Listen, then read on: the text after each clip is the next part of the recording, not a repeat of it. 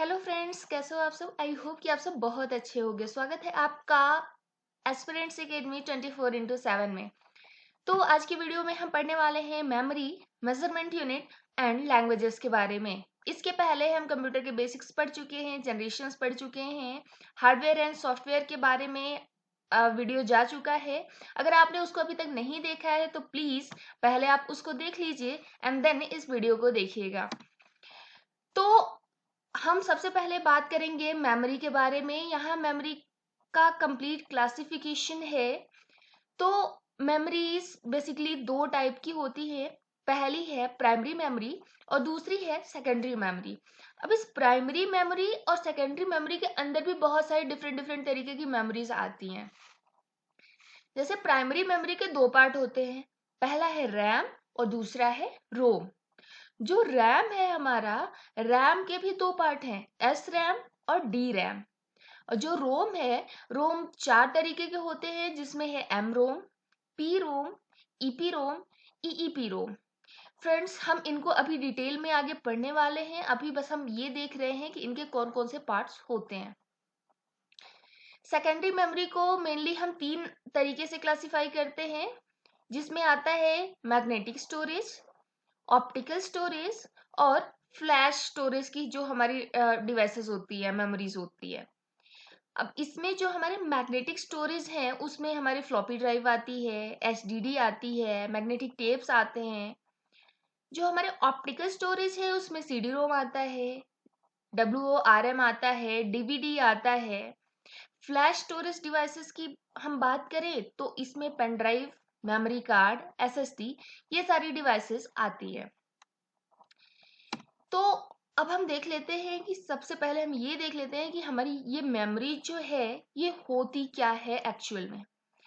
तो friends, computer memory एक ऐसा स्टोरेज स्पेस होता है, एक स्पेस होता है कंप्यूटर में जहां डेटा को हम प्रोसेस कर सके और जो भी डेटा हमारा रिक्वायर्ड है उसको हम स्टोर कर सके और उसको आगे प्रोसेस कर सके अपने काम के लिए, वो हमारी मेमोरी होती है। मेमोरी एक इलेक्ट्रॉनिक प्लेस होता है जो कि हमारी इंस्ट्रक्शन और कंप्यूटर डेटा को होल्ड करता है, जहाँ की हम जब भी हमें ज़रूरत हो तो हम वहाँ क्विकली पहुंच सके, रीच हमारी हो, हमारे कंप्यूटर में ही हो।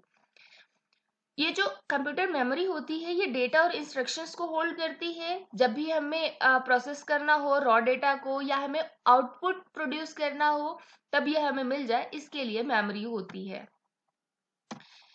अब हम देखेंगे कि जैसे कि हमने पीछे देखा कि मेमोरी के हमारे दो पार्ट होते हैं, प्राइमरी मेमोरी और सेकेंडरी मेमोरी। तो अब हम देख लेते हैं कि प्राइमरी मेमोरी क्या होती है। तो फ्रेंड्स, प्राइमरी मेमोरी ये मेन मेमोरी के नाम से भी जानी जाती है और ये एक ऐसा कंपोनेंट होता है कंप्यूटर में जो कि डेटा को होल्ड करता है, प्रोग्राम्स और इंस्ट्रक्शन जो अभी करंटली यूज में है उनको होल्ड करता है।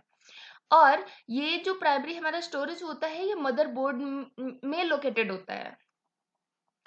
प्राइमरी मेमोरी एक ऐसी मेमोरी होती है जो कि कंप्यूटर को प्रोसेस करती है, कंप्यूटर की जो डेटा है उनको प्रोसेस करती है और उनको बहुत ही जल्दी और डायरेक्टली और सबसे पहले एक्सेस करती है हमारे कंप्यूटर डेटा को। प्राइमरी स्टोरेज या प्राइमरी मेमोरी मेन मेमोरी के रूप में जानी जाती है और ये हमारे कंप्यूटर का एक पार्ट होती है जो कि करंट डेटा, करंट प्रोग्राम्स और करंट इंस्ट्रक्शंस को हमारी फॉलो करती है और उनको ही स्टोर करती है, जो हमारी प्राइमरी मेमोरी होती है। अब प्राइमरी मेमोरी के हमारे जो पार्ट्स होते हैं रैम एंड रोम, उनको हम पढ़ लेते हैं। तो जो हमारा रैम होता है, रैम है रैंडम एक्सेस मेमोरी। आप में से बहुत सारे लोगों को इसका फुल फॉर्म पता है कि रैम हमारा रैंडम एक्सेस मेमोरी होता है।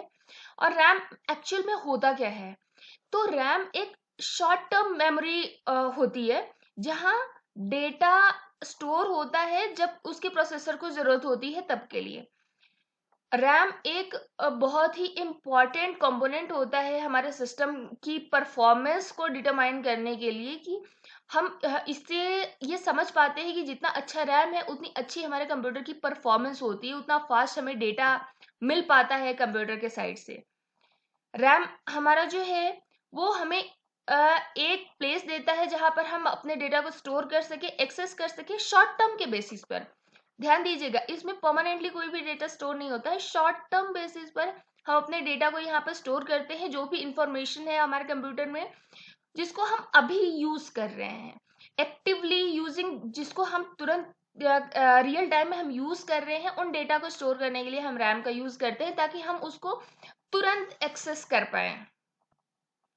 अब जो ये हमारा रैम है इसके भी दो पार्ट्स होते हैं, इसमें एस रैम आता है और डी रैम आता है। एस रैम आपका स्टैटिक रैम होता है और डी रैम डायनेमिक रैम होता है, यानी कि डायनेमिक रैंडम एक्सेस मेमोरी ये होती है।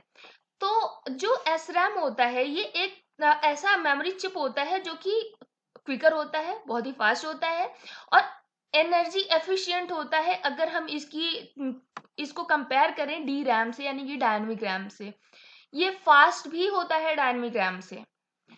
और अगर हम डायनेमिक रैम की बात करें तो डायनेमिक रैम जो हमारा होता है ये एक मेमोरी चिप होता है जो कि डेटा को स्टोर करता है और काफी ज्यादा डेटा को स्टोर करता है in compare to S RAM यानी कि स्टैटिक रैम, और ये पावर भी बहुत ज्यादा कंज्यूम करता है, इसकी स्पीड स्लो होती है।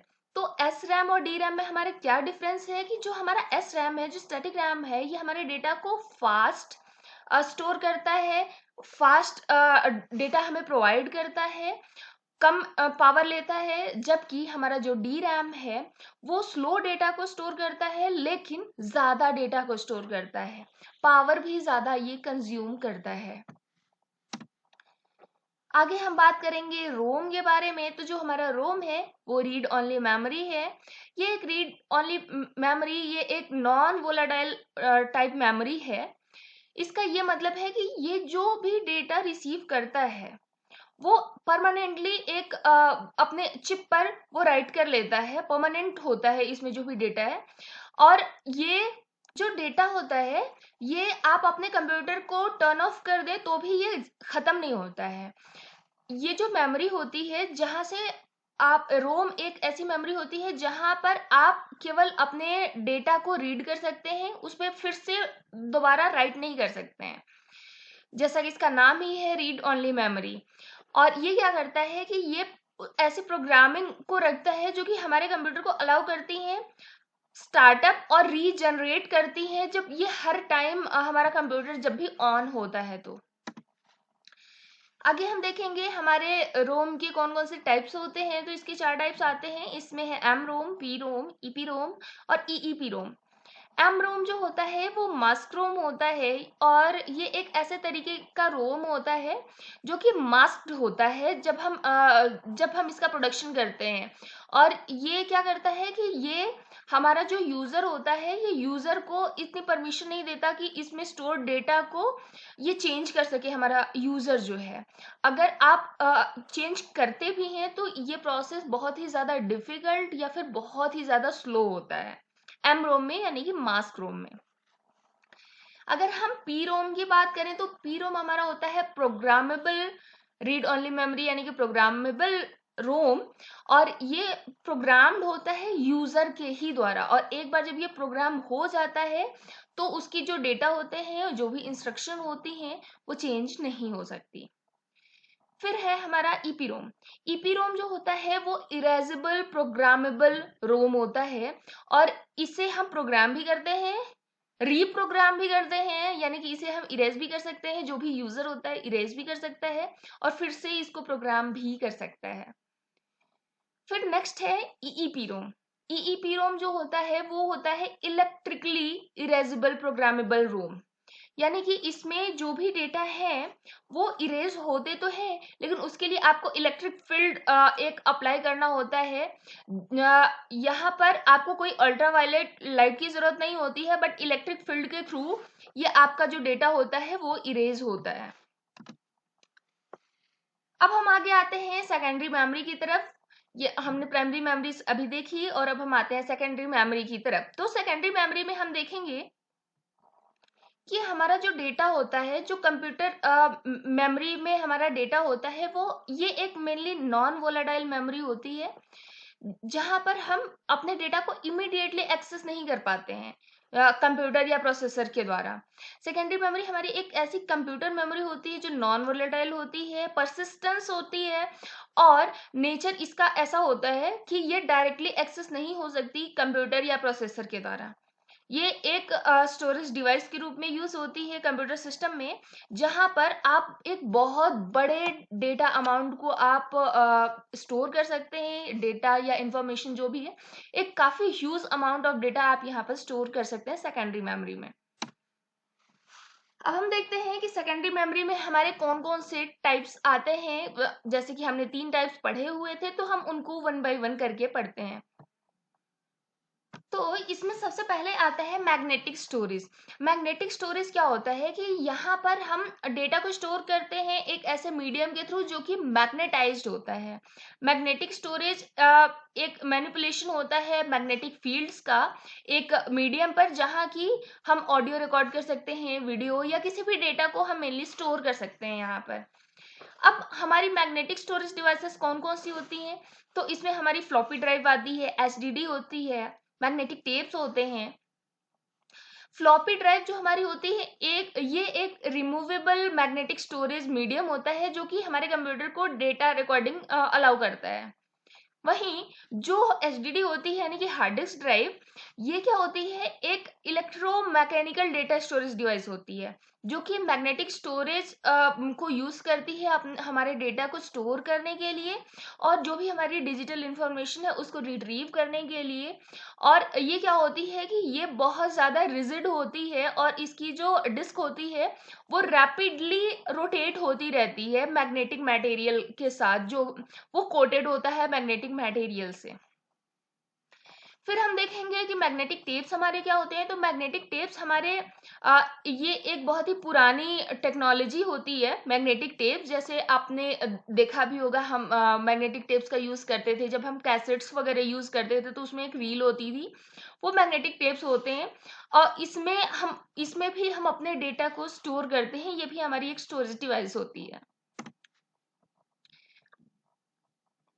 फिर आगे हम बात करेंगे ऑप्टिकल स्टोरेज के बारे में। तो ऑप्टिकल स्टोरेज क्या होता है, ये एक ऐसा स्टोरेज टाइप होता है जिसमें हम डेटा को जो भी हम डेटा लिखते हैं या जो भी डेटा हम राइट करते हैं, वो लेजर के द्वारा रीड होता है। ऑप्टिकल जो स्टोरेज होता है, ऑप्टिकल स्टोरेज एक ऐसा इलेक्ट्रॉनिक स्टोरेज मीडियम होता है जो कि बहुत ही कम पावर यूज करता है। लेजर बीम्स के थ्रू ये रिकॉर्ड करता है और रिट्रीव करता है डिजिटल डेटा को।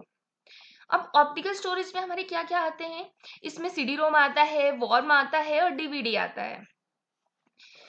सीडी रोम हमारा होता है, जो सीडी का फुल फॉर्म आपको पता है, कॉम्पैक्ट डिस्क, और रोम का फुल फॉर्म भी आपको पता है, रीड ओनली मेमोरी। यानी कि ये होता है कि compact disc read only memory. ये एक एडॉप्टेशन होता है कि सीडी का जो कि डिजाइन होती है इस तरीके से कि हमारे कंप्यूटर डेटा को टेक्स्ट और ग्राफिक्स के फॉर्म में ये एक्सेप्ट कर सके और स्टोर कर सके। वहीं जो WORM यानी कि वर्म, जिसे हम शॉर्ट में कहते हैं, ये क्या होता है, राइट वंस रीड मेनी। इसके नाम से ही आपको इसकी डेफिनेशन काफी हद तक पता लग गई होगी।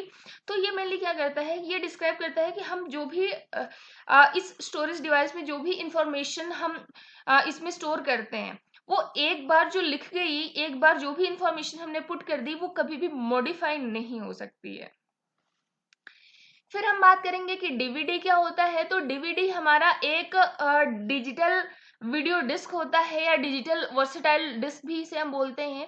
ये एक तरीके का ऑप्टिकल डिस्क होता है जिसको हम डेटा स्टोरेज के लिए यूज करते हैं, या फिर मल्टीमीडिया प्लेटफॉर्म के फॉर्म में भी इसको हम यूज करते हैं। आगे हम देखेंगे फ्लैश स्टोरेज के बारे में। तो फ्लैश स्टोरेज भी हमारा एक तरीके का सेकेंडरी मेमोरी होता है, और इसमें हमारी क्या क्या चीजें आती हैं और ये क्या होता है, देखते हैं। तो फ्लैश स्टोरेज क्या होता है, ये एक सॉलिड स्टेट टेक्नोलॉजी होती है जो कि फ्लैश मेमोरी चिप्स का यूज करती है हमारे डेटा को राइट करने के लिए और स्टोर करने के लिए भी। फ्लैश स्टोरेज एक ऐसी स्टोरेज टेक्नोलॉजी होती है जो कि high speed electrically programmable memory होती है, उस पर बेस्ड होती है मेनली ये। इसमें हमारे पेन ड्राइव्स आते हैं, मेमोरी कार्ड आते हैं, SSD आता है।